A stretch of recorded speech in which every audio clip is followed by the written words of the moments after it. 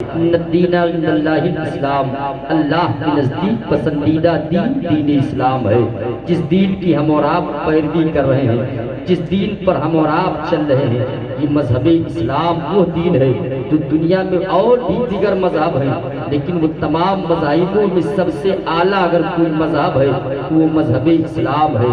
وہ مذہب اسلام ہے جس کی ہم اور آپ پیروی کر رہے ہیں، جس کی ہم اور آپ نشر و اشاعت کر رہے ہیں، جس دین پر ہم اور آپ چل رہے ہیں۔ شادیاں پہلے بھی ہوتی تھی، لوگ اپنے خواہش نفسانی کے لیے عورتوں کا استعمال پہلے بھی لوگ کرتے تھے، لیکن پہلے لوگ کرتے تھے تو اپنی طبیعت سے کرتے تھے۔ اللہ کے حبیب صلی اللہ علیہ وسلم جب دنیا میں تشریف لائے تو میرے آقا نے کہا تمہاری خواہش نفسانی پوری کی جائے گی، تم جو کر رہے ہو جو تمہیں کرنا ہے، لیکن طبیعت سے کر رہے ہو، اب طبیعت سے نہیں مصطفیٰ کی شریعت سے کرو گے۔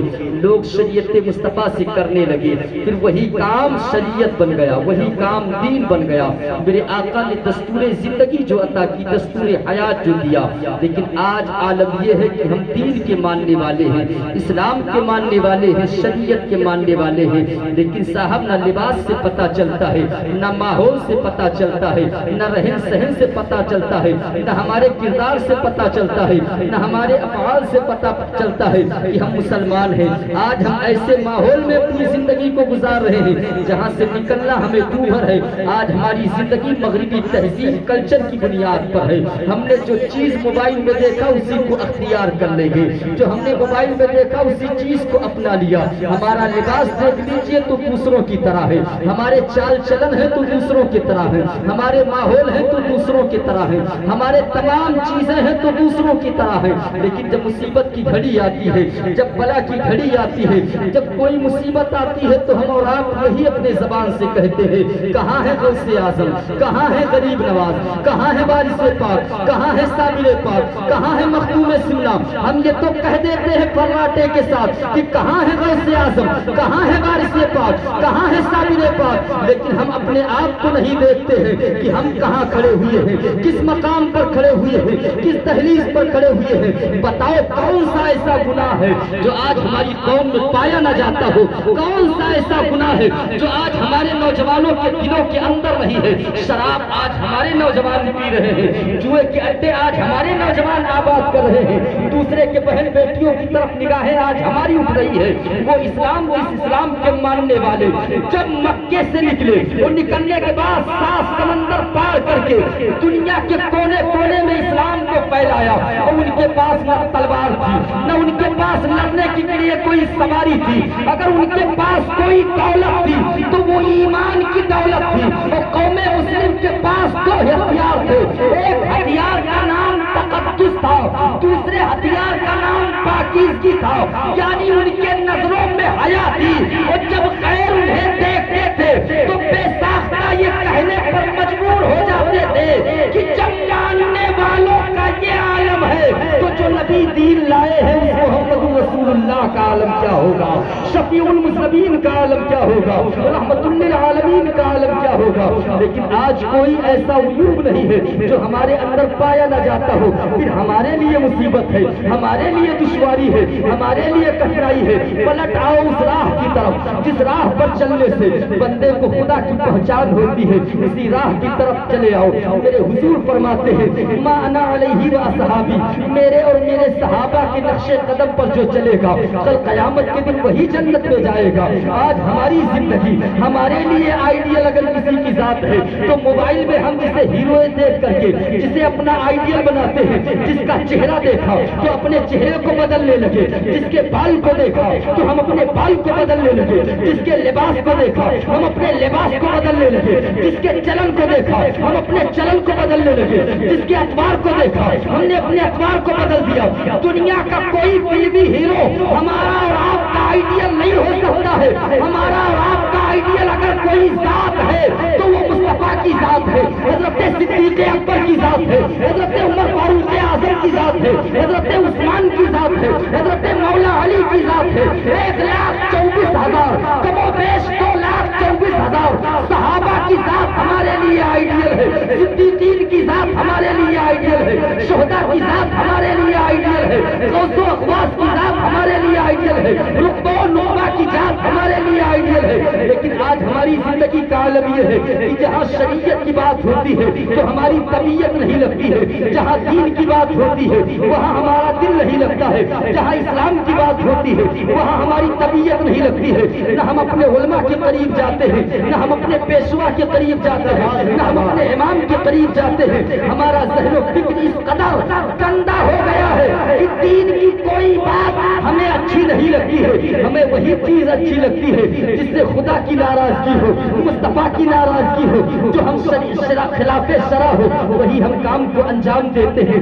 آج تو صاحب دستور یہ ہو گیا ہے کہ ہر آدمی شادی نہیں کرتا ہے بلکہ ایک فسانہ کھڑا کرتا ہے۔ صاحب یہ ہمارے براتیوں کو دیکھ لیجئے، یہ ہمارے باراتی جا رہے ہیں، یہ ہمارا چال چلن دیکھ لیجئے، یہ ہمارا رہن سہن دیکھ لیجئے، صاحب 10,000 کا ڈی جے دیکھ لیجئے، یہ ہماری بہن ناچ رہی ہے اسے دیکھ لیجئے، یہ ہماری بیٹی ناچ رہی ہے اسے دیکھ لیجئے، یہ ہمارے گھر کی بہو ناچ رہی ہے اسے دیکھ لیجئے۔ میں تمہیں ایک لمحہ فکریہ دیتا ہوں، اگر کسی شخص کے موبائل میں اپنی بیٹی کی تصویر دیکھو گے تو آپ یہی کہو گے صاحب ہم اس کی گردن کو مار دیں گے، اس کی مجال کہ ہماری بیٹی کی تصویر اس کے موبائل میں کیسے آ گئی، میرے بہن کی تصویر اس کے موبائل میں کیسے آ گئی۔ میں تمہیں لمحہ فکریہ دیتا ہوں کہ تمہاری غیرت اس وقت کہاں مر جاتی ہے جب تمہارے گھر شادی ہوتی ہے اور ڈی جے بجتا ہے، پھر اس وقت تمہاری بیٹی ناچتی ہے، تمہاری بیوی ناچتی ہے، تمہاری بہن ناچتی ہے، اور نہ جانے کتنے لوگوں کے موبائل کی زینت بنتی ہے، پھر اسے وائرل کیا جاتا ہے۔ تم اپنی غیرت ایمانی کو اس قدر مار دیے ہو کہ اپنے نظروں کے سامنے اپنی عزت کا سودا کر رہے ہو، اپنے آبرو کا سودا کر رہے ہو۔ صاحب آج تو دستور یہ ہے کہ ہر آدمی اپنے لیبل کا رشتہ تلاش کرتا ہے۔ اگر امیر کو قریب جاؤ گے تو امیر کے پاس امیر ہی لوگ ملیں گے، یعنی وہ غریب آدمی کو اپنے قریب آنے دینا نہیں چاہتا ہے۔ امیروں کا رشتہ امیر سے ہوتا ہے، غریب کے قریب آدمی جانا نہیں چاہتا ہے، اس لیے یہ سوچتا ہے کہیں اس کی نحوست ہمیں نہ پڑ جائے، جو دولت آئی ہے وہ دولت چلی جائے، جو ثروت آئی ہے وہ ثروت چلی جائے، جو مال و متاع آیا ہے وہ مال و متاع چلا جائے۔ اگر کسی صاحب سے ملو تو ملنے کے بعد کہو کہ فلاں شخص کے یہاں ایک بیٹی ہے، وہ بیٹی بڑی حسین و جمیل ہے، نیک سیرت ہے، وہ یہی کہے گا یہ بتاؤ کیا میرے لیبل کا وہ شخص ہے، میری برابری کا وہ شخص ہے؟ مطلب اس کے کہنے کا یہ ہے کیا وہ میری فرمائش کو پوری کر سکتا ہے؟ کیا جو میں طلب کروں گا وہ مجھے دے سکتا ہے؟ جو میں کہوں گا اس پر وہ راضی ہو سکتا ہے؟ کیا وہ ٹھیکیدار ہے؟ کیا وہ سعودیہ رہتا ہے؟ کیا اس کے پاس بزنس ہے؟ کیا اس کے پاس کاروبار ہے؟ مطلب یہ ہے کہ تمہیں سیرت نہیں چاہیے بلکہ تمہیں دولت چاہیے۔ آج وجہ یہی ہے کہ سیرت کو جب تم ٹھوکر مار رہے ہو، نتیجہ یہ ہے کہ تم یہ سوچتے ہو بیٹے کی شادی کریں گے، بہو لائیں گے، گھر آباد ہوگا۔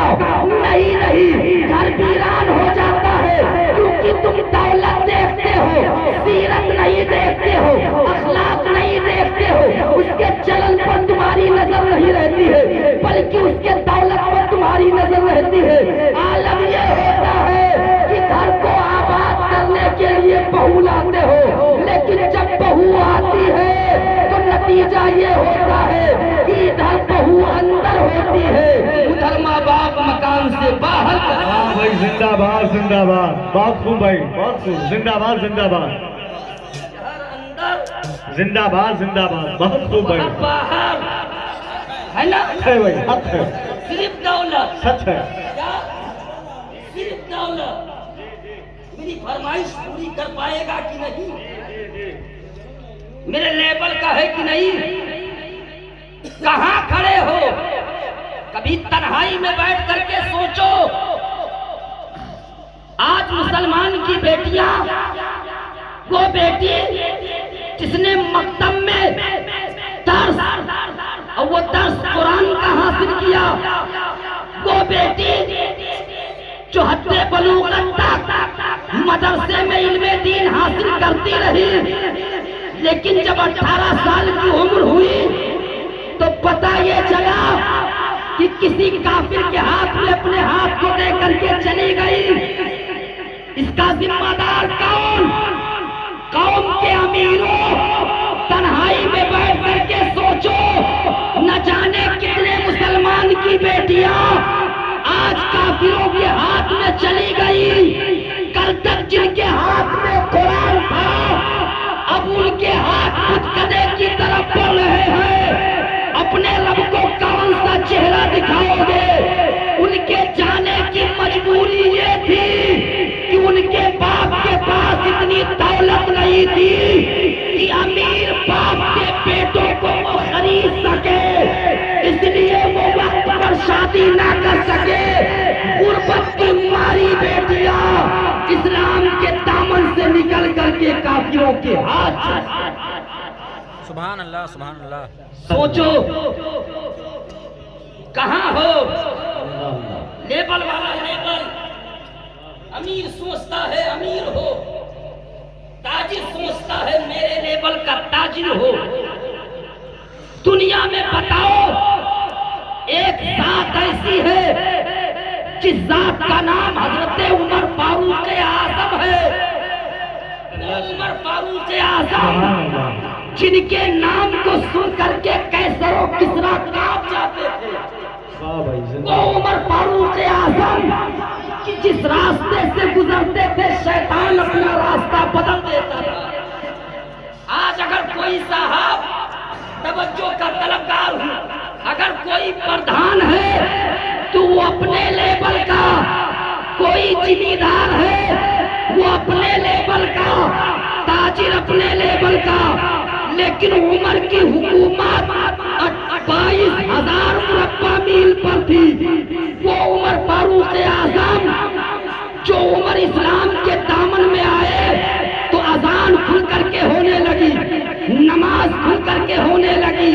جب تک عمر نے کلمہ نہیں پڑھا تھا مکے کے مسلمان چھپ چھپ کر کے اذان دیتے تھے، اور جب عمر اسلام میں داخل ہوئے تو حضرت عمر نے کہا یا رسول اللہ اب اذان کھل کر کے دی جائے گی، کیونکہ سرکار اگر مکے میں کسی منافق کی مانے، کسی ظالم کی مانے، اگر ایسا اولاد جنا ہے جو اذانوں کو روک لے، اگر وہ سامنے آئے گا تو عمر کی تلوار ہوگی اس کا گردن۔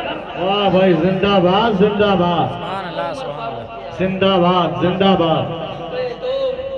حضرت سیدنا عمر فاروق اعظم جن کے دور حکومت میں یہ 30 پارے جو قرآن آپ دیکھ رہے ہیں کتاب کی شکل اس وقت اختیار میں آئی جب حضرت عمر فاروق اعظم کا دور فاروقی میں، ورنہ آئے کریمہ کا نزول ہوتا رہا، 30 پارے نازل ہو گئے، صحابہ نے اسے چمڑے پر لکھا، کسی نے یاد کیا۔ وہ عمر فاروق اعظم جن کے دور حکومت سے پہلے جو یہ 20 رکعت نماز تراویح پڑھتے ہو نا، یہ تنہا تنہا پڑھی جاتی ہے۔ حضرت عمر فاروق اعظم نے حکم جاری فرمایا کہ جماعت کے ساتھ پڑھی جائے۔ وہ عمر فاروق اعظم رضی اللہ تعالیٰ عنہ کی پوری دنیا کا یہ ریسرچ ہے کہ حضرت عمر فاروق اعظم اگر 1 سال اور خلیفہ ہوتے تو پوری دنیا میں صرف اسلام ہی اسلام ہے۔ سبحان اللہ۔ یہ ملک جس میں ہم اور آپ ہیں 1947 میں جب آزاد ہوا تو باپو سے پوچھا گیا ملک چلایا کیسے جائے؟ کہا اسلام میں خلیفہ گزرے ہیں جن کا نام حضرت عمر فاروق اعظم ہے، ان کی زندگی کو پڑھ کر کے انصاف کرتے رہو، ملک میں امن و شانتی ہمیشہ قائم رہے۔ سبحان وہ اللہ۔ عمر فاروق اعظم رضی اللہ تعالیٰ عنہ مدینہ منورہ کی سرزمین ہے، رات کی تاریکی ہے، اہل مدینہ سو رہے ہیں۔ حضرت عمر فاروق اعظم رات کی تاریکی میں اپنے خادم کے ساتھ چلے، مدینہ منورہ کی گلیاں ہیں، چلتے رہے، اس لیے چلتے تھے کوئی رعایا بھوکا تو نہیں ہے، مخلوق خدا پریشان تو نہیں ہے، رات کی تاریکی میں کسی کے بچے بلک تڑپ تو نہیں رہے ہیں۔ حضرت عمر فاروق اعظم ہیں، خادم ہیں، چلتے رہے۔ رات کا دوسرا پہر اور جب تیسرا پہر لگا تو ایک مکان سے آواز آ رہی ہے۔ حضرت عمر فاروق اعظم دیوار سے ٹیک لگائے، خادم آگے بڑھا کہا حضور جس مکان کی دیوار سے ٹیک آپ کا ہے اس کے اندر سے آواز آ رہی ہے۔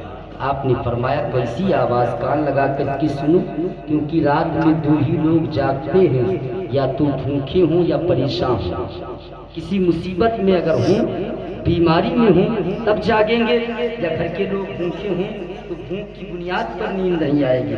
خادم آگے بڑھا، کان لگایا تو ایک اندر سے آواز آئی۔ ایک خاتون نے کہا بیٹی دودھ میں پانی ملا دو۔ بیٹی نے کہا ماں عمر کا فرمان ہے دودھ میں پانی ملانا حرام ہے۔ ماں نے کہا بیٹی اس وقت عمر تھوڑی یہاں ہے، ملا دو۔ بیٹی نے کہا ماں اگر عمر نہیں ہے تو ہمارا اور عمر کا پیدا کرنے والا خدا تو موجود ہے۔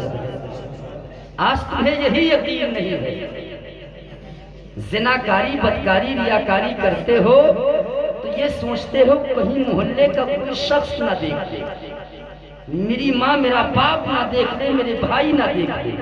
تمہیں یہ کیوں یہی یقین ہے کہ کوئی دیکھے نہ دیکھے میرا رب مجھے دیکھ رہا ہے، میرا خالق و مالک مجھے دیکھ رہا ہے، پیدا کرنے والا پروردگار مجھے دیکھ رہا ہے۔ خدا کی قسم جس روز یہ بات دل کو گھر کر جائے گی، آپ کہیں بھی رہو گے، کفر کے نرغے سے بھی گزر جاؤ گے، لیکن آپ کے قدم میں لغزش نہیں آئے گی، کیونکہ آپ کا یقین یہ ہوگا کوئی دیکھے نہ دیکھے میرا رب مجھے دیکھ رہا ہے۔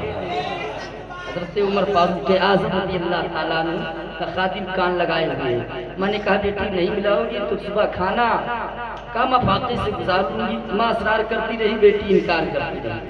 خادم آیا، کہا حضور یہی گفتگو ہو رہی، کہا مکان پر نشان لگا دو۔ کیا لگا دو؟ خادم نے نشان لگا دیا۔ حضرت عمر فاروق اعظم پلٹ کر کے آئے، فجر کی نماز پڑھی، عدالت میں بیٹھ گئے، اور جب عدالت میں بیٹھے تو اپنے سپاہیوں کو طلب کیا۔ سپاہی آئے، کہا فلاں قبیلے میں چلے جاؤ، ایک مکان پر نشان لگا، اس مکان کے اندر جتنے لوگ ہیں سب کو گرفتار کر کے میری بارگاہ میں لے آؤ۔ سپاہی گئے، مکان کو کھنگال ڈالا، صرف دو، ایک جمع بیٹی ملی، ایک اس کی ماں ملی، دونوں کو گرفتار کر کے حضرت عمر فاروق اعظم کی عدالت میں لائے۔ حضرت عمر فاروق اعظم رضی اللہ تعالیٰ عنہ نے نگاہ اٹھائی، فرماتے ہیں یہی دو؟ کہاں سرکار یہی دو ہی ملے۔ آپ نے فرمایا شوہر، خاتون کی آنکھوں میں آنسو آ گیا، کہا آقا بدر کے میدان میں میرا شوہر شہید ہو گیا، میں اس شہید کی بیوہ ہوں، میری بیٹی یتیم۔ حضرت عمر فاروق اعظم نے کہا کہ تمہارا گزارا کیسے ہوتا ہے؟ کہا میرے پاس ایک بکری ہے جو بہت زیادہ دودھ دیتی ہے، اسی سے گزارا ہوتا ہے۔ حضرت عمر فاروق اعظم فرماتے ہیں رات کے حصے میں کیا گفتگو ہو رہی تھی، اتنا سننا تھا۔ خاتون کی آنکھوں میں آنسو آ گئے، گھبرائی ہوئی آواز میں کہا آقا میری بکری بیمار ہو گئی تھی، اس نے دودھ کم دیا تھا، اس لیے میں نے اپنی بیٹی سے کہا بیٹی دودھ میں پانی ملا دو۔ میری بیٹی نے کہا عمر کا فرمان ہے دودھ میں پانی ملانا حرام۔ میں نے کہا بیٹی اگر ملاؤ گی نہیں تو گزارا کیسے ہوگا، دو وقت کی روٹی کیسے ملے گی؟ بیٹی نے کہا بھوکی رہ لوں گی منظور ہے، لیکن شریعت کو پامال ہونے نہیں دوں گی، مصطفیٰ کے قانون پر آنچ آ جائے یہ گمارا نہیں ہے۔ میں نے اپنی بیٹی کو لاکھ سمجھایا، میری بیٹی ماننے کے لیے تیار نہ ہوئی۔ حضرت عمر فاروق اعظم سنتے جا رہے ہیں، آنکھوں میں آنسو آ گئے، کھڑے ہوئے فرماتے ہیں ہے کوئی میرا بیٹا جو اس بیٹی سے رشتہ نکاح کرے؟ آپ کے بیٹے حضرت عاصم آگے بڑھے، اس لڑکی سے رشتہ نکاح ہوا، پھر اس لڑکی سے ایک لڑکی پیدا ہوئی، اور اس لڑکی سے ایک لڑکا پیدا ہوا، جس لڑکے کا نام حضرت عمر بن عبدالعزیز ہے، جو اسلام کا پہلا مجدد ہے۔ اگر دنیا کی دولت کے لیے اپنے بچوں کو بیچو گے تو نہ اقتدار ملے گا اور نہ رضائے پروردگار ملے گا، اور اگر نیک سیرت بہو لاؤ گے تو رضائے اقتدار بھی ہوگا، رضائے پروردگار۔ سبحان اللہ، نعرہ تکبیر، نعرہ تکبیر، نعرہ رسالت، نعرہ رسالت، خواجہ کا ہندوستان، نعرہ تکبیر، نعرہ رسالت، زندہ باد بھائی زندہ باد۔ بہت خوب۔ 18 سال تک لڑکی پالو، اب 18 سال کے بعد کنڈیشن یہ ہے کہ محلے کے 10-12 وہ لڑکے جن کا گاؤں میں کوئی وجود ہی نہیں ہے وہ لڑکی دیکھنے جاتے ہیں، اور پھر اس کے تمام حلیے کو بیان کرتے ہیں، اس میں یہ کمی ہے، اس میں یہ کمی ہے، اس میں یہ کمی ہے نا۔ کہاں جا رہے ہیں؟ کس جگہ جا رہے ہیں؟ اب اگر آپ کی سوچ ہے کہ ہم لچک کر کے مچل کر کے سبحان اللہ کہتے ہیں کہ جنت مل جائے گی، تو ایسی سوچ تمہیں مبارک ہو۔ واہ بھائی واہ، زندہ ایسے باد۔ فکر تمہیں مبارک ہو، ایسے خیال تمہیں مبارک ہو۔ ورنہ اگر شریعت مصطفیٰ کے خلاف ورزی کر رہے ہو تو خدا کی قسم جنت تو بہت دور کی بات، جنت کی مہک۔ اب تو شریعت آگ پر ہے صاحب، اب تو طبیعت ہے جو دل میں چاہا۔ ایک صاحب نے مجھ سے کہا، حضرت امام صاحب، میں نے کہا ہاں کہو، تو کہا کوئی لڑکی بتائیے۔ تم نے کہا دنیا میں لڑکی کی کمی تھوڑی ہے، مارکیٹ میں چلے جاؤ، جیسے چاہو ویسے، سر پر دوپٹہ چاہیے وہ بھی ملے گی، بغیر دوپٹہ والی وہ بھی، آدھے سر پر دوپٹہ ہو آدھا سر کھلا ہو وہ بھی، کندھے پر دوپٹہ ہو وہ بھی، بغیر دوپٹے والی چاہیے وہ بھی۔ تو کہا نہیں، میں نے کہا پھر کیسی چاہیے؟ کہا کنیز فاطمہ ہو۔ میں نے کہا کیا مطلب؟ کہا سیرت والی ہو۔ میں نے کہا بے وقوف، اپنے لیے جو بہو لائے گا وہ سیرت والی چاہتا ہے، بتا اپنی بیٹی کو سیرت کے سانچے میں کب ڈالے گا؟ اپنی بیٹی کو اچھا کب بنائے گا؟ دوسرے کی بیٹی اگر آ کر کے تیرے گھر کو آباد کرے گی تو تیری بھی بیٹی جا کر کے تو کسی کے گھر کو آباد کرے گی۔ واہ بھائی، زندہ باد، زندہ باد۔ وہی مومن ہے جو اپنے لیے پسند کرے، وہ وہی اپنے بھائی کے لیے۔ تو ہماری بٹیا ہوئے چاہے جیسے ہو۔ ایک صاحب ہم سے کہے لگے ہماری بٹیا ہوئے چاہے جیسے ہو، تو ہم کہیں تو کہیں جے نہ دیکھ پاوے تے اپنا آپ چھوڑ دیا۔ سوچے لگے یا اللہ، سب کے آنکھ تو پھوڑا نہ جائے سکے، پھوڑا جائے سکے نہیں نا، سب کے آنکھ کا ڈھیلا باہر نکالا جائے سکے نہیں۔ جیسے ایک آدمی رہا تو جات رہا تو ایٹھو ہاتھ میں رسری رہا وہاں پیر، تو اگرے پیر کے گٹائی میں صریف کاؤ رہا گٹائیلا رہا نا عالم ہی رہا، جو طرف ایسے مڑیائے جات رہا تو ایسا لگت رہا جیسے ہوا خرگدی گھت اڑائے دیت رہا، ترنتے یار کھاتے کھات جات رہا تو کسان کے کھیت رہا وہ قریب آوت تو اس کی کام تو کہیں اگر کھیت بچاوے ہوئے تو اپنا کھیت بچاؤ ڈھونڈ لیو، اس پہ وقوف کہیں کہ سنسار کی کھیت روحہ تھوڑی جائے سکت ہے، تو کہیں تاب چبلو پکڑی سے پٹکی سے پٹکے کے بعد صرف ناک ماں نت ڈالی اور ڈالے کے بعد کھینچ دیس اور کھینچے کے بعد بھاری لگائی دیس، کہیں سے لے جاؤ اب چھوٹ بھرے لڑکا رہی جہاں چاہی جہاں یہ کرنا چاہیے، اشارہ سمجھیے جہاں چاہی تہاں یہ کرنا چاہیے، کچھ سمجھے نہیں نا؟ شریعت مثل نت ہے، کیا ہے؟ نت ہے۔ اگر شریعت کو مانو گے تو شرابی سے دور ہونا ہوگا، شریعت کو مانو گے تو جو آدمی زانی ہے اس سے دور ہو جاؤ گے، شراب خوری سے دور ہو جاؤ گے، کیونکہ شریعت جسے حرام کہتی ہے آپ اس کے قریب نہیں جاؤ گے، تو جو چیز حرام ہے جب اس کے قریب نہیں جاؤ گے تو جو شخص سے استعمال کرے گا اس کے بھی قریب نہیں جاؤ گے۔ میں نے کہا بے وقوف، پوری دنیا کی آنکھ کو پھوڑا نہیں جا سکتا ہے، تو اپنی بیٹی کے سر پر چادر ڈال دے، پورے دنیا کے لوگوں کے ناکوں کے نظروں کی حیا باقی ہے۔ سبحان اللہ، واہ بھائی واہ۔ بیٹی پر چادر ڈال، یہ آسان ہے، سب کے آنکھ پھوڑب آسان۔ اب ایسے لوگ کہنا ہی دیتے ہمار ہوئے چاہے جمن کرے، ہم آئے چاہے جمن کرے، ہمار پیسہ ہوئے چاہے جس کی، ایسا تھوڑی ہے، چاہے جس والا نہیں ہے۔ اگر شریعت کا مانت ہو تو شریعت کے بعد پر عمل کرو، ہے نا؟ فرمائش اتنا رہا تھا کہ آپ سوچ نہیں سکتے، اتنا فرمائش کرے رہی ہیں، لیکن جب نکاح کے باری آوت ہے تو سریاری کلمہ نہیں پڑھتے، سچ ہے، بہت صحیح ہے۔ سریاری کلمہ نہیں پڑھتے، جب جگہ ہم کلمہ پڑھاوت رہے تو ہم کہیں کہو لڑکا ایمان مجمل تو کہیں کہو وسر رہی تو کیس ویسے ہی رہی تو ہم کہیں کیسے ہی رہی بچہ جیسے رکھو تیسے ہی رہی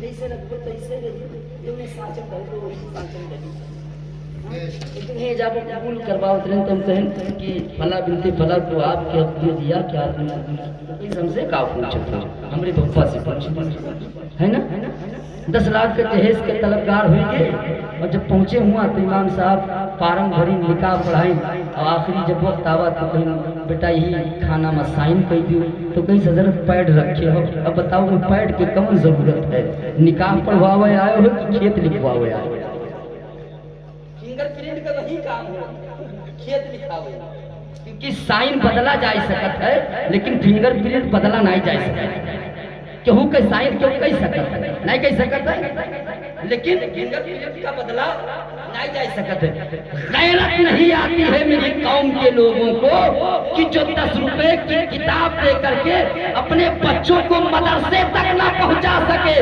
جب بچہ جمع ہوا تو اب اس کی قیمت مانگ رہے ہیں خدا کی قسم بکنے کے لیے آئے ہو تمہیں بکنا ہی ہے لیکن اپنے لال کو دنیا دار کے ہاتھوں سے مت بیچو اگر بیچنا ہے تو کربلا کے فاطمہ کے تال کے ہاتھوں سے بیچ دو کربلا کے تاجدار کے ہاتھوں سے بیچ دو خدا کی قسم جب آپ کا بیٹا کربلا والوں کے ہاتھ سے بک جائے گا تو اس کا بازو اسلام کے لیے ہوگا اس کی جوانی اسلام کے لیے ہوگی اس کا جذبہ اسلام کے لیے ہوگا خدا کی قسم جہاں کل قیامت کے دن خاتون جنت میں جائے گی وہاں ماننے والے بھی جنت میں جائیں گے سبحان اللہ بھائی ماشاءاللہ ماشاءاللہ کوشش یہ ہے ضرورت یہی بات کہ کچھ عمل کرو ہے نا اور دین کا مانو ہے نا شادی کا آسان کرو اتنا کٹھن کیے جاتے ہو اتنا کٹھن کیے جاتے ہو کہ بہت درلبھ ہو جائے ہے نا آسان ہے امیر تو کچھ نہیں کہہ سکتے لیکن غریب کے دل سے پوچھو شادی آسان کرو جب شادی آسان دے گی تو یہ جو جات اور ان کا جو تنظیم چلا ہے تنظیم خود بخود رک جائے گی درندے گھوم رہے ہیں گلی گلی گاؤں گاؤں آپ کی بیٹیوں کو اپنا نوالا بنا رہے ہیں اور آپ کے سر پر جو نہیں رینگ رہی ہے کچھ لوگ کہتے فلانے کا لڑکا خراب ہے تو ان میں کون تکلیف ہے فلانے بٹیا لیکن نہیں جانتے کہ جب کونوں طرف آگ لاگت ہے گاؤں میں تو پوری بستی جلائی ہے نا پورا محلہ جل جاتا ہے اگر یہ سوچو کہ کیوں لڑکا شرابی نکل گیا ہے تہر بچ جائے نہیں سنگت صحبت ہے نا ضرورت یہ بات کا ہے کہ دین سمجھو اسلام سمجھو اپنے پیشوا کے عزت اپنے امام کے قدر ہے نا امام کا امام سمجھو بتاؤ مسجد میں امام مان لیا تھا اور جب دکانی پہنچت ہو تو امام مانے سے انکار کیا ہے نا مسجد میں رہا تو کہا تو پیچھے اس امام کے اور جیسے باہر نکلو تو امام کے قدر بھلائی امام کا امام سمجھو ہم یہاں آئے ہیں اتنا پیسہ دیو پہ لے کے چلا جا پھر پلٹ کے مڑ کے نہ دیکھو لیکن وہ آپ کا امام آپ کی آبادی میں رہتا ہے فجر کے وقت آپ اپنے بستر پر رہتے ہیں امام جاتا ہے اللہ اس بستی کو سلامت رکھ یہاں کے لوگوں کی کمائی میں برکتیں عطا فرما رات کے 12 بجے اگر ضرورت پڑا تو امام صاحب کے دروازہ ہی کھٹکھٹائے تو میں نہیں کہیں کہ نیند مان اٹھ کے بھاگے ترنت دعا فاتحہ نیاز جہاں ضرورت ہے تو امام کا امام سمجھو امام کا امام سمجھو امام کی عزت کرو قدر کرو اگر امام کا غلام سمجھے لگو تو خود بخود مٹ جاؤ مٹائی کا ایک راستہ یہ ہے اپنے پیشوا کو بھول جاؤ گے مٹ جاؤ اور اپنے پیشوا کو عزت دو گے جہاں رہو گے اللہ عزت دے گا تو کم سے کم امام کا امام مانو کوئی شیخ دیوا مشہور جگہ ہے کم سے کم آپن وقار آپن درجہ سمجھو ہے نا دنیا ترقی پر جاتی ترقی پر جا کے کوشش کرو مکان بنانا ترقی نہیں ہے دین میں ترقی کرو تب کماؤ اسلام میں ترقی کرو ہے نا دینداری ہو شریعت ہو تب اسے ترقی کہتے ہیں کہ کمال ہو گیا ضرورت اسی بات کی ہے کوشش کرو کہ جو لوگ بھٹکے ہیں انہیں راہ پر لایا جو لوگ دور ہیں انہیں قریب کیسے کیا جائے اور جب قریب ہو جائیں گے ماحول اسلامی ہوگا شریعت کے دائرے میں رہیں گے تو انشاءاللہ یہاں بھی کامیاب رہیں گے، انشاءاللہ وہاں بھی کامیاب رہیں گے۔ جب تک زندہ رہو یہی کہتے رہو، دشمن احمد پہ شدت کیجئے، ملحدوں سے کیا مروت کیجئے، اور غیظ میں جل جائیں بے دینوں کے دل، یا رسول اللہ کی کثرت کیجئے، اور کیجئے چرچا انہیں کا صبح و شام، جانے کافر پر قیامت کیجئے۔ توبہ استغفار، استغفر اللہ ربی من کل ذنب و اتوب الیہ۔ السلام علیکم ورحمۃ اللہ تعالی وبرکاتہ۔